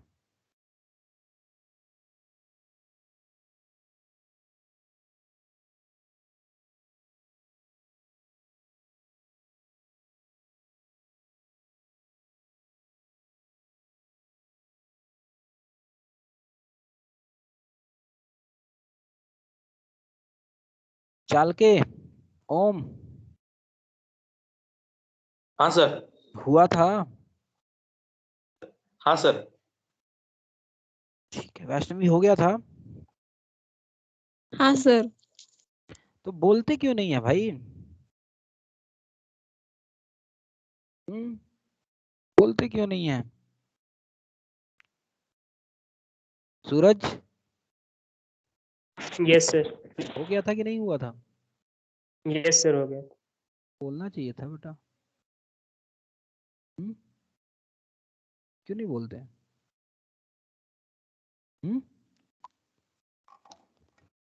चलिए नेक्स्ट टॉपिक की बात करें, and that is physical significance of gives free energy. बहुत ही इंपॉर्टेंट है physical significance of gives free energy. इसके फिजिकल सिग्निफिकेंस की थोड़ी बात कर ले हम, क्या होता है। तो आपने गिव्स फंक्शन आपने देखा है, G is equals to H minus TS होता है, ठीक है। और इसको अगर डिफ्रेंशिएट करें तो DG is equals to DH minus TDS minus S D T होता है, और at constant temperature D T 0 हो जाएगा, और डी टी 0 होने का मतलब है कि डी जी जो होगा that is equals to D H minus T D S. बोलिएगा, बात समझ में आई? जरा बताइएगा। Yes sir. ठीक है, ये बात आपने पढ़ी है, कोई तो बहुत नई बात नहीं है, मैंने वही बात कर दी है फिर से। ठीक है, थोड़ा सा इसी को थोड़ा सा और समझते हैं। ठीक है, इस इक्वेशन को थोड़ा सा और समझने की कोशिश करते हैं। ठीक है, तो देखिएगा, सिस्टम जब भी कोई सिस्टम आपका कुछ भी हो सकता है, जनरली हम सिस्टम, मेरी आवाज रिपीट हो रही है। हाँ हेलो, अभी नहीं आ रही है, अभी आने लगी। सूरज जरा अपने आप को म्यूट कीजिए। हाँ अभी ठीक है। हाँ, तो ये आप जानते हैं कि ये होता है D G is equals to D H minus T D S. अच्छा, जब भी कोई रिएक्शन होता है या कुछ भी काम करते हैं, ठीक है, तो कोई भी सिस्टम दो तरह का वर्क कर सकता है। जनरली हमने इससे पहले जो सिस्टम माना था वो ये माना था कि एक पिस्टन है और इसके अंदर कोई गैस है, उसको हीट वीट करते हैं। तो ये सिस्टम के लिए तो जो वर्क होगा वो वर्क सिस्टम कैसे वर्क करेगा जरा बताइएगा, एक्सपेंड करके, है कि नहीं?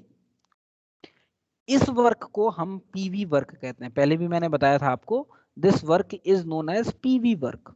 ठीक है, अगर पिस्टन में गैस भरी हुई है, ये सिस्टम है हमारा, और सिस्टम को कुछ हीट दें या कुछ भी चेंज करें और पिस्टन ऊपर नीचे मूव करे, तो इस वर्क को हम पीवी वर्क कहते हैं। लेकिन अगर सिस्टम ये नहीं है हमारा, कोई रिएक्शन चल रहा है या कुछ भी हो रहा है, कोई और सिस्टम है, तो कोई भी और अगर सिस्टम है, तो सिस्टम कोई भी जब वर्क करता है तो दो तरह के वर्क कर सकता है। एक होता है पीवी वर्क, दूसरा होता है non PV work. For example अगर एक रिएक्शन हो रहा है, मान लीजिए A plus B give C plus 2D बन रहा है और सब कुछ गैस है, सब कुछ गैस में है, तो 2 मोल से 3 मोल बन रहा है। बताइएगा बन रहा है कि नहीं? और 2 मोल से 3 मोल बन रहा है, यानी कि रिएक्शन जब हो रहा है तो रिएक्शन के होने में वॉल्यूम इंक्रीज हो रहा है। वॉल्यूम के बढ़ने की वजह से जो वर्क होता है that work is PV work. लेकिन क्या सिर्फ वही काम हो रहा है इस प्रोसेस में? नहीं, रिएक्शन भी चल रहा है, वो भी एक काम ही है। रिएक्शन जो हो रहा है वो भी एक काम ही है, वो भी एक काम हो रहा है। ठीक है, दिस रिएक्शन इज अपने आप में एक वर्क हो रहा है। ये इस रिएक्शन की गिव्स फ्री एनर्जी होगी। ठीक है, यानी कि कहने का मतलब ये रिएक्शन अपने आप में कुछ काम कर रहा है। वो तो रिएक्टेंट प्रोडक्ट 3 मोल है, रिएक्टेंट 2 मोल है, तो एक्सपेंशन के अलावा भाई काम तो कर रहा है ना, रिएक्टेंट से प्रोडक्ट में जा रहा है, वो तो काम तो कर रहा है कि नहीं कर रहा है? बॉन्ड तोड़ रहा है, जोड़ रहा है, कुछ नए बॉन्ड तोड़ रहा है, कुछ पुराने बॉन्ड तोड़ रहा है, कुछ नए बॉन्ड जोड़ रहा है, तो काम तो कर ही रहा है सिस्टम। यानी कि कोई भी सिस्टम दो तरह के का वर्क कर सकता है। एक होता है पीवी वर्क, दूसरा होता है non PV work. Work is of 2 types, work is of 2 types। पहला जो होगा उसको हम कहते हैं पीवी वर्क, और दूसरा जो होता है non PV work. PV work क्या होता है? एक्सपेंशन, कॉन्ट्रैक्शन से जो वर्क होता है उसको हम पीवी वर्क कहते हैं। Non PV work, expansion contraction को छोड़ दीजिए, तो कोई भी और भी काम ले लीजिए, वो होता है पीवी वर्क। जैसे electrical work, non PV work में क्या आ गया?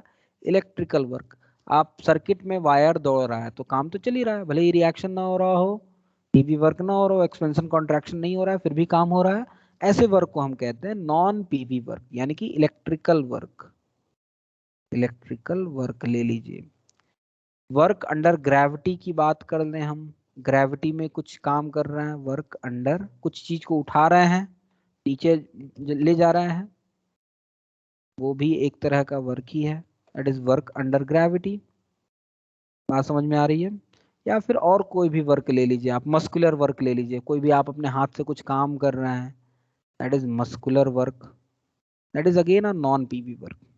तो यानी कि अगर हम W कह रहे हैं तो W जो होगा दो चीजों से मिलके बना हो सकता है, W PV plus W non PV। बताइएगा, बात समझ में आती है?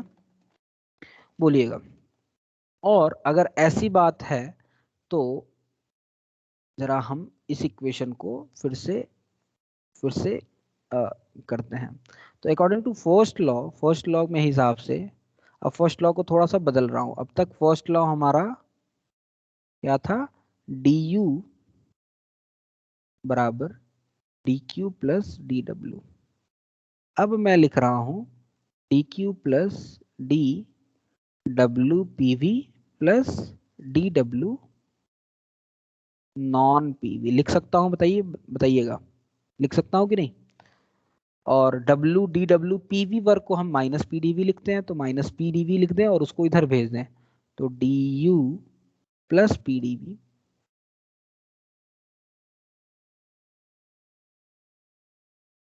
DU plus PDV is equals to DQ plus DW non PV। होगा क्या? बताइएगा जरा।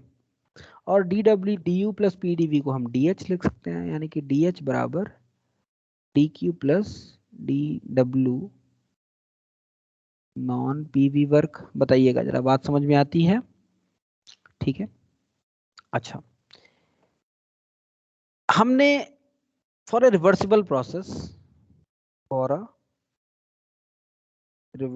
प्रोसेस जानते हैं कि डेल्टा S जो होता है DQ डिवाइड बाई T के बराबर होता है। DQ रिवर्सिबल, या हम ऑलरेडी रिवर्सिबल लिख दें तो DQ बाई T, और यहाँ से DQ को क्या लिख सकते हैं, TDS। तो इसको हम DQ की जगह TDS लिख सकते हैं अगर प्रोसेस रिवर्सिबल हो तो, यानी कि फॉर रिवर्सिबल प्रोसेस DH बराबर TDS plus DW non PV आ गया। इसको उधर भेज दूं, ठीक है? तो DH minus TDS is equals to DW non PV। बहुत ही इंपॉर्टेंट, बहुत ज्यादा इंपॉर्टेंट। DH माइनस TDS को मैं क्या लिख सकता हूं, DG which is equals to DW non PV, and this is the physical significance of. इसी को मैं अगर इंटीग्रेट कर दूं, थोड़ा सा चलिए और थोड़ा सुंदर तरीके से लिख दें, दोनों तरफ इंटीग्रेशन कर दें, तो DG का इंटीग्रेशन करेंगे क्या आ जाएगा, डेल्टा G बराबर वर्क डन नॉन PV। बहुत ही इंपॉर्टेंट बात आ गई भाई ये। लेकिन ये किसके लिए है, देखिएगा, जब हमने ऊपर से स्टार्ट किया था तो कांस्टेंट टेम्परेचर रखा था, टेम्परेचर कांस्टेंट रखते हैं।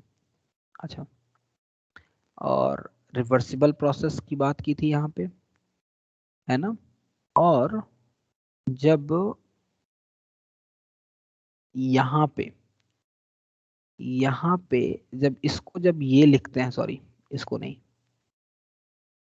ये जब भी आप ये लिखते हैं ना PDV, DW बराबर PDV, देखिएगा वर्क डन जो होता है, थोड़ा सा इसके बारे में बता दूंगा आपको।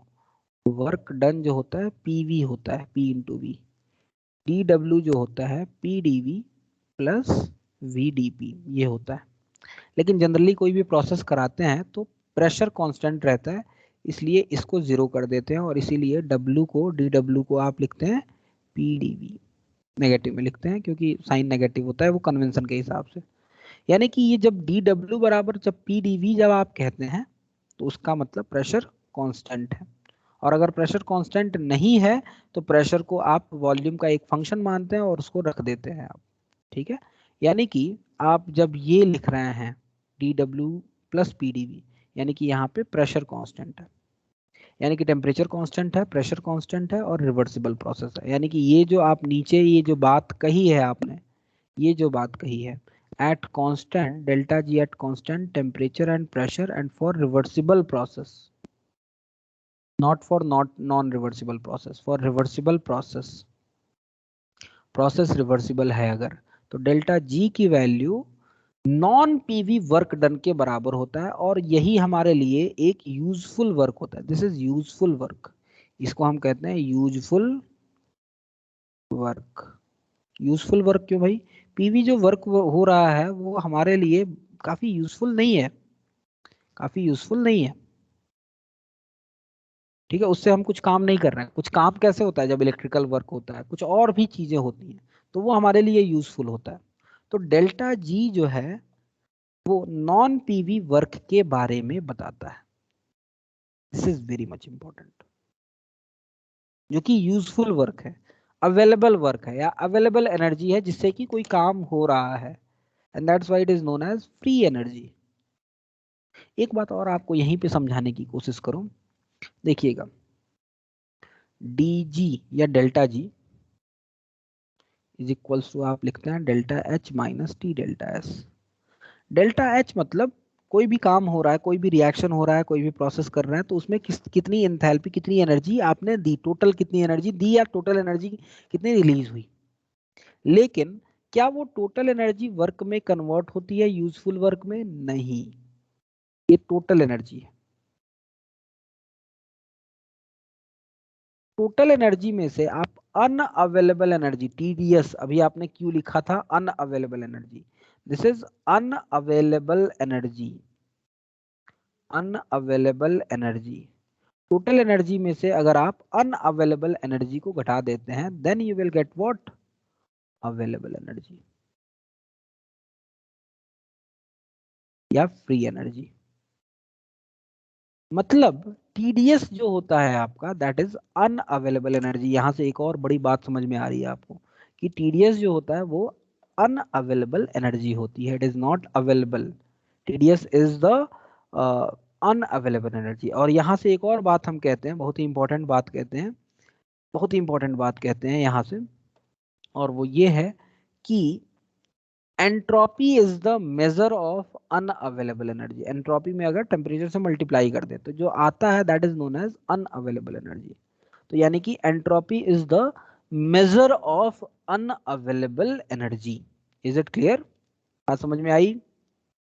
बहुत ही इंपॉर्टेंट बात, बहुत ही इंपॉर्टेंट बात। Entropy is the measure of unavailable energy and delta G is the measure of available energy. Delta H is total energy. याद रखिएगा, मैं ये नहीं कह रहा हूं delta S is unavailable energy, delta S is the measure of unavailable energy. अगर system की एंट्रोपी ज्यादा होगी तो अनअवेलेबल एनर्जी भी ज्यादा होगी, सिस्टम की एंट्रोपी कम होगी तो अवेलेबल एनर्जी भी कम होगी।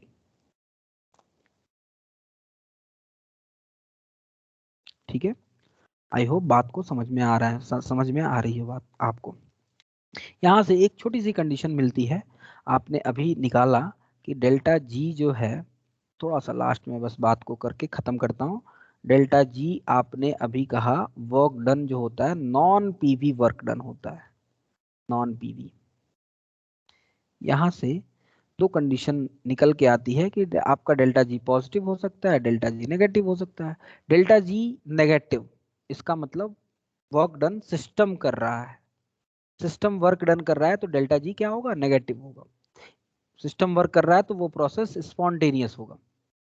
अगर सिस्टम वर्क नहीं कर रहा है, वर्क ऑन द सिस्टम हो रहा है, तो वो वर्क डन पॉजिटिव होगा। यानी कि वो प्रोसेस अपने मन से नहीं होगा, जब तक वो वर्क किया नहीं जाएगा तब तक वो काम नहीं होगा। यानी कि यहां से एक और चीज, if non PV work is done by the system, then W non PV जो होगा वो क्या होगा? नेगेटिव होगा। और W नॉन पी भी नेगेटिव यानी कि डेल्टा G भी नेगेटिव, और डेल्टा G नेगेटिव का मतलब क्या हुआ, प्रोसेस स्पॉन्टेनियस होगा। ठीक है, यानी कि जो भी सिस्टम के द्वारा नॉन पीवी वर्क किया जाता है, work non PV work done by the system is, क्या लिख सकते हैं, non PV work done by the system is what, जो नॉन पीवी वर्क किया गया है सिस्टम के द्वारा वो क्या है, decrease in, that is the decrease in delta G gives free energy. और वही इसका जस्ट उल्टा, if non PV work is done on the system, इसका मतलब वर्क डन नॉन पीवी जो है वो पॉजिटिव है, और इसका मतलब डेल्टा जी भी पॉजिटिव है। ठीक है, यानी कि जो भी non PV work on the system किया जाएगा, यहां से non PV work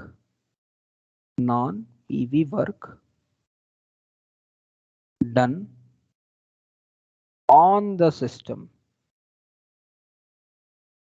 is increase in gives free energy. यानी कि सीधी सी बात है, एक सिंपल सा एग्जांपल देता हूं आपको, सिंपल सा एग्जांपल देके मैं आपको क्लास आज की खत्म करता हूं, और वो ये है कि जैसे आप मोबाइल चलाते हैं तो मोबाइल चार्ज होता है, डिस्चार्ज होता है। ठीक है, जब मोबाइल डिस्चार्ज होता है तो सिस्टम वर्क कर रहा होता है, आपका मोबाइल काम कर रहा होता है। ठीक है, और उससे सिस्टम की गिव्स फ्री एनर्जी घटती जाती है, घटती जाती है, घटती जाती है, घटती जाती है। एक समय सिस्टम की गिव्स फ्री एनर्जी जीरो हो जाएगी, इलेक्ट्रिकल वर्क जीरो हो जाएगा, नॉन पीवी वर्क जीरो हो जाएगा, और जब जीरो हो जाएगा तो आप कहेंगे कि हमारी बैटरी भैया डिस्चार्ज हो गई है, चार्ज में लगाओ। और जब आप चार्ज में लगाते हैं तो चार्ज जब करते हैं तो नॉन पीवी वर्क सिस्टम पे किया जाता है, सो दैट उसकी गिव्स फ्री एनर्जी बढ़ती रही है, बढ़ रही है। यानी कि एक और सिंपल सी बात यहाँ पे, जब आप बैटरी का वो जो खूंटी देखते हैं, बैटरी जब देखते हैं भर रही है, या फिर बैटरी का साइन जो देखते हैं, वो आप कह सकते हैं कि वो गिव्स फ्री एनर्जी का भी साइन है। गिव्स फ्री एनर्जी बढ़ रही है, गिव्स फ्री एनर्जी घट रही है। यानी कि एग्जाम्पल की बात करें, एक मतलब एक ये ऐसा एग्जाम्पल है जो कि आपके डेली लाइफ में आपको दिख रहा है, इसलिए इस एग्जाम्पल की बात कर रहा हूँ। वैसे तो बहुत सारे एग्जाम्पल्स हैं डिस्चार्जिंग ऑफ बैटरी। यानी कि बड़ी अच्छी बात है, आप गिव्स फ्री एनर्जी को अपनी आंखों से देख रहे हैं बढ़ते हुए घटते हुए, जब आप परसेंटेज देख रहे हैं अपनी बैटरी का, है ना, चार्जिंग ऑफ बैटरी। ठीक है, so this is physical significance of gives free energy. कल ये चैप्टर हमारा खत्म हो जाएगा, कल ये चैप्टर फिनिश हो जाएगा, कल सारी बातें हो जाएंगी। आज के लिए इतना ही करते हैं, ओके, आज के लिए इतना ही करते हैं। काफी लोग जा भी चुके हैं, हमें लग रहा है परेशान होके, कोई बात नहीं, आज के लिए इतना ही करते हैं। Thank you so much. ठीक है, ओके।